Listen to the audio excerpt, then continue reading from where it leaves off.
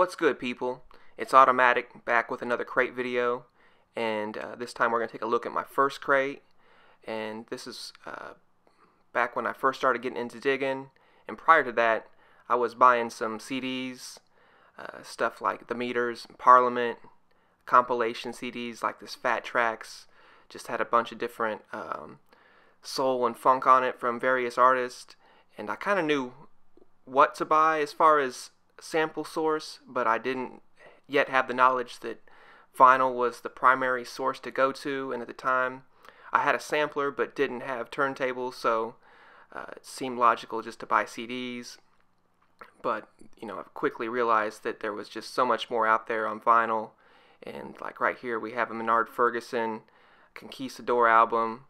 I picked that up. That was something that I realized had a classic sample on there. And time frame wise, this was probably back around like 94, 95 when I really started digging and going out to the record stores. And it was the early stages of the internet, and kind of figuring out what was out there to sample. Ahmad Jamal, George Benson, that definitely has a classic sample on it there. Herb Alpert, another classic sample. And as far as knowing what records had what samples, it was a lot of just studying the inserts of the CDs, and just that's how I kind of gained my knowledge at first prior to the internet, was just reading all these different inserts on CDs.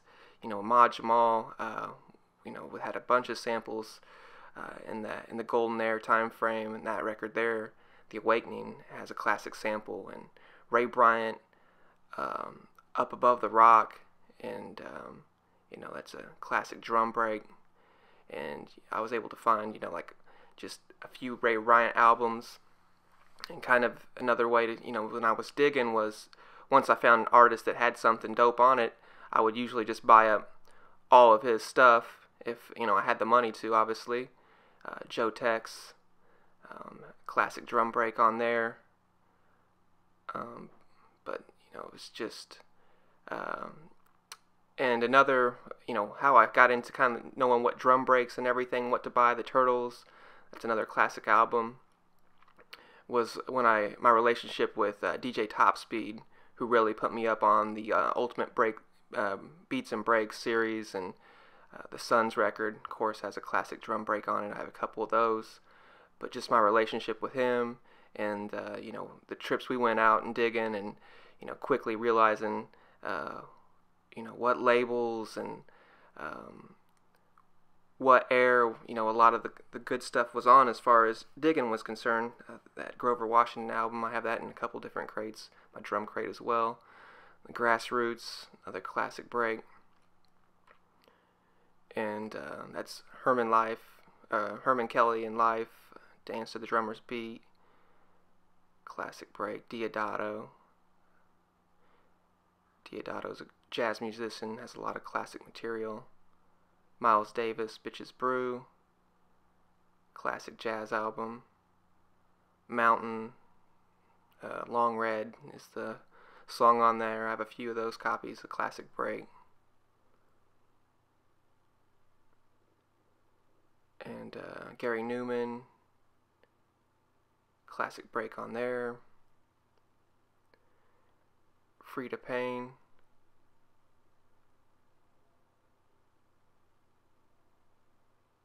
Soul Makossa, just a lot of different breaks and funk tracks on there. Diana Ross, classic sample on there.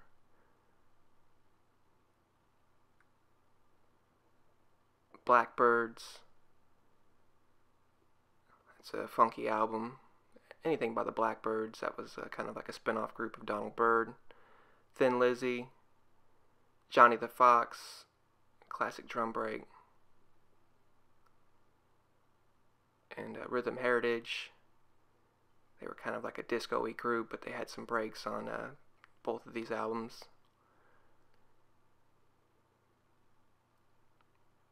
And Barry White, Barry White has a lot of good music, but he also had a song with the classic drum break on there. The Brothers Johnson, classic break.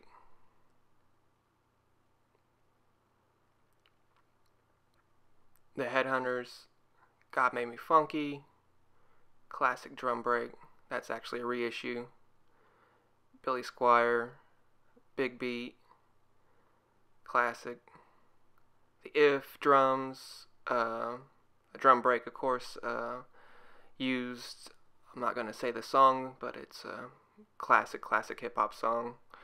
War, Why Can't We Be Friends? James Taylor, drum break on there. Fleetwood Mac, drum break on there. Ralph McDonald, Shotgun, they have a break on there. Sly and the Family Stone, Fifth Dimension, they have a drum break on there. And I know I have my previous video was a drum crate, and I have a lot of drums in this crate as well, and that's just kind of because, like I said, this was my first crate, and I've just kind of always left it as is. Jeff Beck Wired album. I've never really took anything out of this crate, and by memory I always know like pretty much exactly where the records are in that. The Pointer Sisters, Yes We Can, classic drum break. And so most of my other stuff's kind of filed by, samples or breaks. Emerson, Lake and Palmer, drum break. But this crate I've always just kind of left as is. Lee Dorsey, Get Out of My Life Woman. And just it's been easier that way because, for one, it's kind of nostalgic because, this was that's the Gaz Sing Sing record. Jimmy Bohorn, Dance Across the Floor.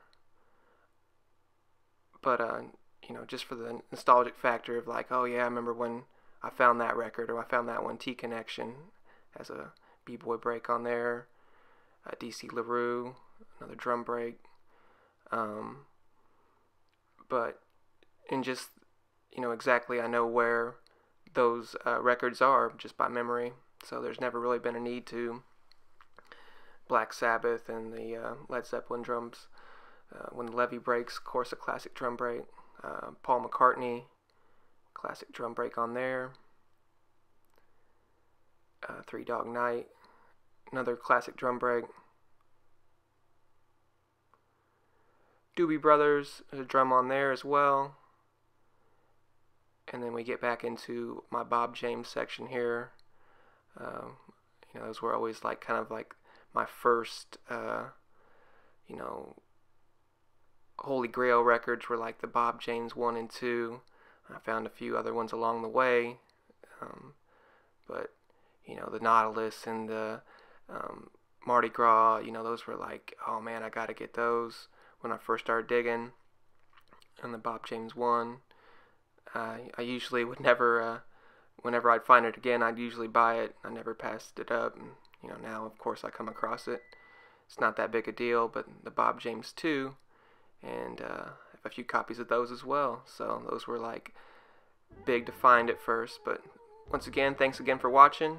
Peace.